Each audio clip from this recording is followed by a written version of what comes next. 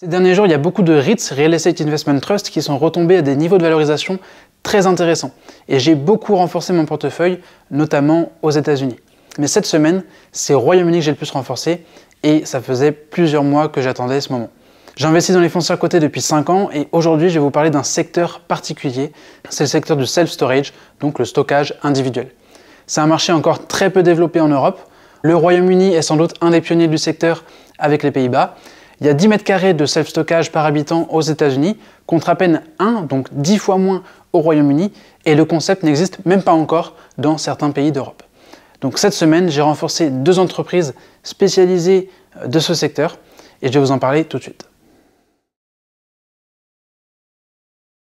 Big Yellow Group, c'est une foncière cotée britannique avec le statut de UK REIT, ce qui lui permet donc de ne pas payer d'impôts sur les sociétés au Royaume-Uni. C'est le leader du sud de l'Angleterre, donc dans le secteur du self-stockage. Elle profite d'une image de marque forte. C'est la société la plus connue au Royaume-Uni pour le self-stockage. Actuellement, elle a 109 sites, dont 47 à Londres, et 13 sites en développement. Au niveau de la stratégie d'investissement, Big Yellow développe ses propres sites dans des zones à forte densité où la demande est structurellement élevée. En priorité, en fait, dans des emplacements stratégiques, en bordure de route, très fréquentés idéalement.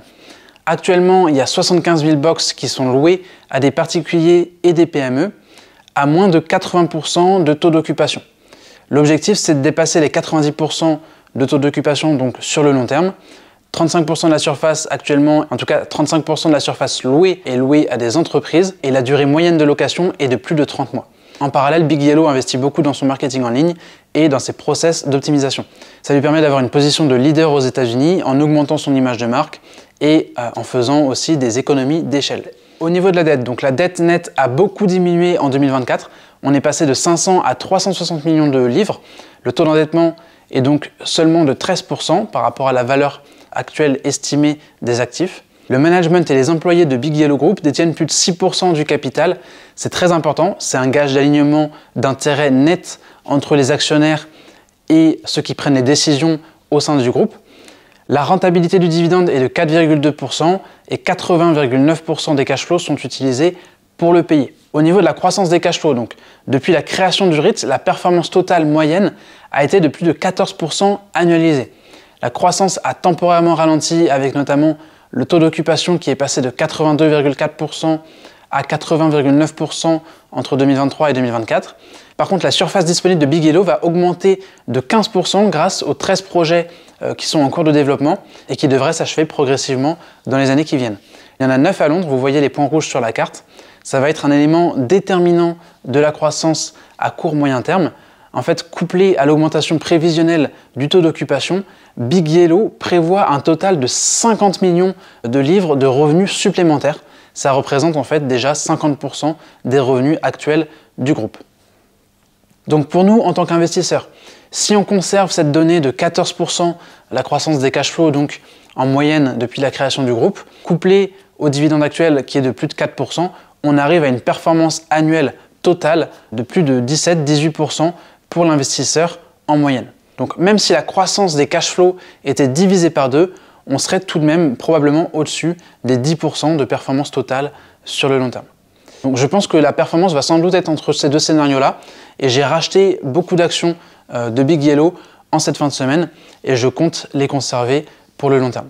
D'ailleurs, si on se projette avec les 8 sites en construction qui devraient être achevés, donc sur les 13, il y en a 8 qui vont être achevés entre 2025 et 2026, et leur mise progressive sur le marché, les cash flows devraient pouvoir augmenter de plus de 30% dans les 3 ans qui viennent. Et donc en projetant aux conditions de marché actuelles bien sûr, et avec le dividende actuel, pour moi, il est même raisonnable d'envisager une performance totale de plus de 50% d'ici 5 ans. Maintenant, je vais vous parler d'un concurrent de Big Yellow qui est un peu moins connu, on en parle beaucoup moins sur Internet.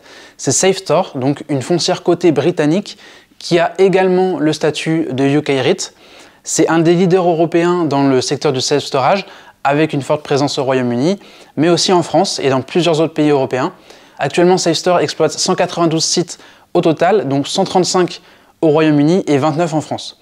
Il y a d'autres emplacements, par exemple l'Espagne, les Pays-Bas, la Belgique.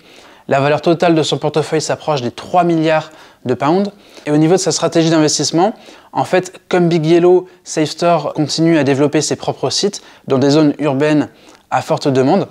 La différence, c'est qu'au lieu de se focaliser sur Londres et le sud de l'Angleterre, SafeStore s'implante dans plusieurs villes européennes comme Londres, Paris, Barcelone par exemple.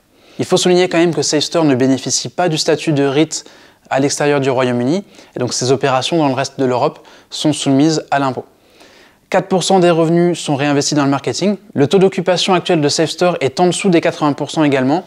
Et on a une surface qui est majoritairement louée donc à des particuliers. Environ 80% de la surface totale est louée à des particuliers, donc le reste est loué à des PME. La durée moyenne de location par contre est de 21,3 mois. On est bien en dessous de Big Yellow. Au niveau du bilan, on a aussi beaucoup plus de dettes que Big Yellow. On est à 25,7% de taux d'endettement par rapport à la valeur des actifs estimés et une dette nette qui est de 755 millions de pounds. Donc les insiders de Safehold sont aussi moins investis dans l'entreprise que ceux de Big Yellow, mais le taux de détention est quand même de 2,77%, ça reste bien plus important que chez d'autres foncières cotées. En fait, l'actionnariat de SafeStore a une base bien plus institutionnelle, avec par exemple un partenariat clé avec Carlyle qui lui a facilité la tâche pour son développement à l'international. Le dividende est de 4,1% avec un payout de seulement 71%, donc il reste près de 30% des cash flows en marge de sécurité ou pour réinvestir et rembourser la dette. Comme pour Big Yellow, la croissance de ces 2 dernières années a été ralentie en partie par le taux d'occupation en légère baisse, mais surtout par l'absence d'ouverture de nouveaux sites. Les mêmes causes ont donc causé les mêmes effets, les cash flows ont très peu augmenté et les cash flows par action ont stagné. Mais rien que le pipeline de projets en construction devrait augmenter la surface disponible de 18% et aboutir à plus de 30 millions de livres de revenus supplémentaires. Contrairement à Big Yellow, ici le management n'a pas fait de prévision qui serait couplée à une augmentation du taux d'occupation. Vous savez, les 50 millions de pounds dont je parlais tout à l'heure. Mais si on le projetait, on arriverait sans doute à plus de 60 millions de pounds ici. Donc, couplé au potentiel encore gigantesque du marché européen, qui contient encore très peu d'offres, SafeStore a un potentiel de croissance très important. Ici, on voit la comparaison de l'évolution des cash flows par action avec Big Yellow et un troisième concurrent sérieux coté en Belgique, Shurgard. Désolé pour la prononciation. Malgré un taux d'occupation chez Shurgard qui atteint les 90% et une stratégie d'acquisition très active semblable à celle de SafeStore, on voit que SafeStore surperforme en termes de création de valeur pour l'actionnaire. D'ailleurs, la dette actuelle de Shurgard est très similaire à celle de SafeStore. Donc, couplé à un dividende qui d'ailleurs est plus important que celui de Shurgard, si SafeStore est capable de continuer à délivrer cette croissance, je m'attends à une performance totale de plus de 15% annualisée sur le long terme. C'est totalement en ligne avec ce qu'on a pu observer ces 10 dernières années. Donc pour moi, la stratégie de SafeStore est légèrement plus risquée que celle de Big Yellow, puisqu'il utilise effectivement plus de leviers de la dette et est davantage dispersé dans plusieurs pays européens. Mais cette stratégie lui a permis de générer le double de la performance totale de Big Yellow sur les 10 dernières années. Alors au lieu d'attendre que Big Yellow augmente son rythme de développement, j'ai choisi d'investir dans SafeStore jusqu'à atteindre une position similaire à celle de Big Yellow dans mon portefeuille.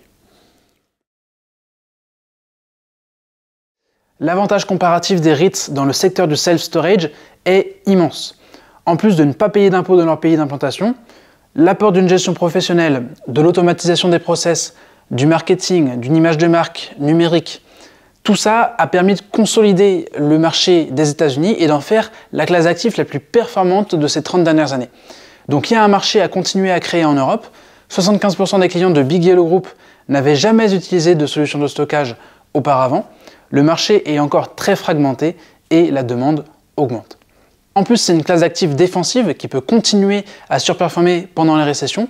Les gens, si typiquement on doit se serrer la ceinture, on va continuer à avoir besoin de stocker des choses et c'est peut-être même plus économique de diminuer la taille de son logement et de stocker des choses dans un box qu'on loue à côté. Maintenant, il ne faut pas oublier que ces REITs opèrent en grande partie en B2C, comme les REITs résidentiels, ce qui implique plus de gestion opérationnelle et donc avec le risque associé. Big Yellow est l'acteur historique avec les meilleures localisations au sud de l'Angleterre sans doute et une image de marque surtout très forte au Royaume-Uni. Mais SafeStore a une stratégie plus expansionniste, plus ambitieuse et a commencé à s'étendre au reste de l'Europe avec des acquisitions, des implantations stratégiques qui pourraient tout à fait s'imposer, en tout cas continuer à s'imposer sur le long terme. Si je compare les deux actions sur les 10 dernières années, Big Yellow a généré 180,2% de performance totale, mais SafeStore a été 2 fois meilleur à 362,9%. Le ralentissement de la croissance des deux entreprises est grandement lié à l'achèvement de leur nouvelle construction, mais elle devrait redémarrer dans les prochains mois, dans les prochaines années. SafeStar et Big Yellow sont tous deux valorisés à des niveaux très similaires, avec une décote qui n'est pas excessive. Respectivement, on est à 17,7 et 19,4 fois les cash flows pour SafeStar et Big Yellow. Si je résume, Big Yellow a une stratégie très concentrée et très conservatrice. SafeStar est sans doute légèrement plus risqué avec sa dette plus importante et sa dispersion géographique, mais certains d'ailleurs la verraient plutôt comme une source de diversification plutôt rassurante. C'est pas mon cas, mais quoi qu'il en soit, les niveaux de valorisation sont plutôt bien reflétés sur ces deux groupes. En tout cas, je crois au développement du secteur dans les grandes villes européennes et j'ai sauté sur l'opportunité pour renforcer mon portefeuille sur ces deux REITs. Warren Buffett dit souvent qu'il vaut mieux acheter un business formidable à un prix correct plutôt qu'un business correct à un prix formidable, et je pense qu'ici, c'est peut-être le cas. Donc j'ai créé un groupe d'échange sur Discord sur lequel vous trouverez plus d'informations. Rejoignez-le, c'est aussi l'occasion de poser vos questions si vous en avez ou partager vos expériences de l'immobilier passif. C'est gratuit, c'est ouvert à tous, quel que soit votre niveau. C'était pas un conseil en investissement, portez-vous bien et à bientôt.